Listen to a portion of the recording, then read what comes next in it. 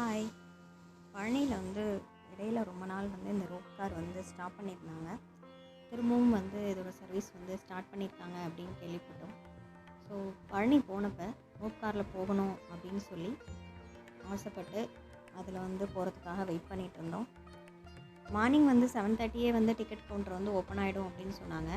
ஆனால் waiting time ரொம்ப அதிகமாக இருந்தது. அதாவது அங்கே போய் நாங்கள் கிட்டத்தட்ட ஒரு 1 ஹவருக்கு மேலே வெயிட் பண்ணோம். ஏன் அப்படின்னு அதுக்கப்புறம் உள்ளே போனதுக்கப்புறம் தான் புரிஞ்சுது.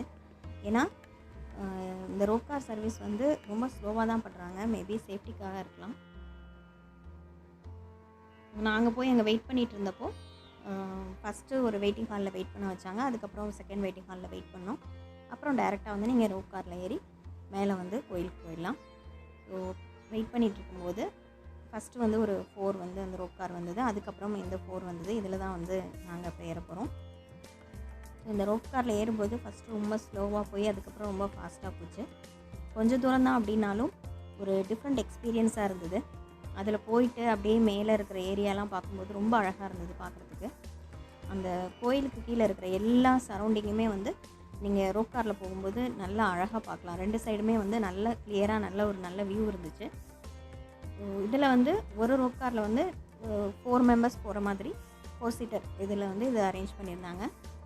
ஃபஸ்ட்டு கொஞ்சம் பயம் இருந்தது, என்னடா இது இடையில ஸ்டாப்பெல்லாம் பண்ணி வச்சுருந்தாங்களேன்னு. இருந்தாலும் அப்புறம் நேரம் ஆக ஆக என்ஜாய் பண்ண ஆரம்பிச்சிட்டோம். கொஞ்சம் தூரம் தான், ஆனாலும் அது ஒரு டிஃப்ரெண்ட்டான எக்ஸ்பீரியன்ஸாக இருந்துச்சு. எனக்கு முன்னாடி ஒரு குட்டி பையன் உட்காந்துருந்தான். நான் வீடியோ எடுக்கிறதெல்லாம் பார்த்துட்டு சிரிச்சுட்டு கையாட்டிட்டு உட்காந்துருந்தான்.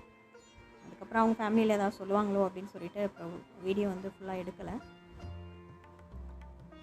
அந்த இதில் ஏறும்போதே தெரியும்.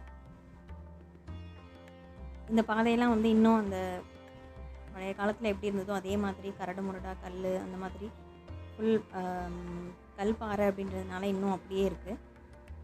கொஞ்சம் அங்கே மரம் செடியெல்லாம் இருந்தது.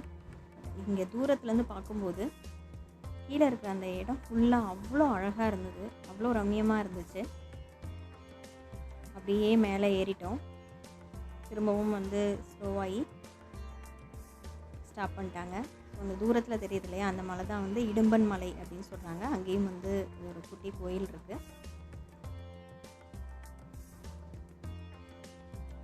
அப்புறம் ஸ்லோ பண்ணி இறக்கி விட்டாங்க. இது வழியாக அப்புறம் கோயிலுக்கு போயிட்டோம். கோயிலுக்கு போயிட்டு திரும்பவும் இதே மாதிரியே ரோப் காரில் வர்றதுக்காக வெயிட் பண்ணோம். போகும்போதாவது வெயிட் பண்ணுறதுக்கு நமக்கு சேர்ஸ் இருந்தது. ஆனால் திரும்பி வரும்போது சேர்ஸ் எதுவும் இல்லை. ரொம்ப நேரம் நின்றுட்டே இருந்தோம். ஒரு கட்டத்தில் எனக்கே ரொம்ப டயர்ட் ஆகிடுச்சு. ஏன்னா ஆல்ரெடி கோயிலே ரொம்ப டயர்டாயிட்டோம். சரி பேசாமல் வேறு ஏதாவது ஆப்ஷனில் பார்க்கலாம், இதில் வேண்டாம். ஏன்னா ஆல்ரெடி வெயிட் பண்ணுறவங்களே 1 ஹவருக்கு மேலே வெயிட் பண்ணுறதா சொல்கிறாங்க. நம்ம 1 ஹவருக்கு மேலே ஆயிடுச்சு. ஸோ வேறு ஏதாவது ஆப்ஷன் பார்க்கலாம் அப்படின்னு நினச்சிட்டு நின்னோம். அதுக்கப்புறம் ஒரு வழியாக டிக்கெட் கவுண்டர் ஓப்பன் பண்ணாங்க. அப்புறம் டிக்கெட் வாங்கிட்டு ரொம்ப வேகமாக திரும்பி வெயிட் பண்ணால் உள்ளேயும் பெரிய க்யூ.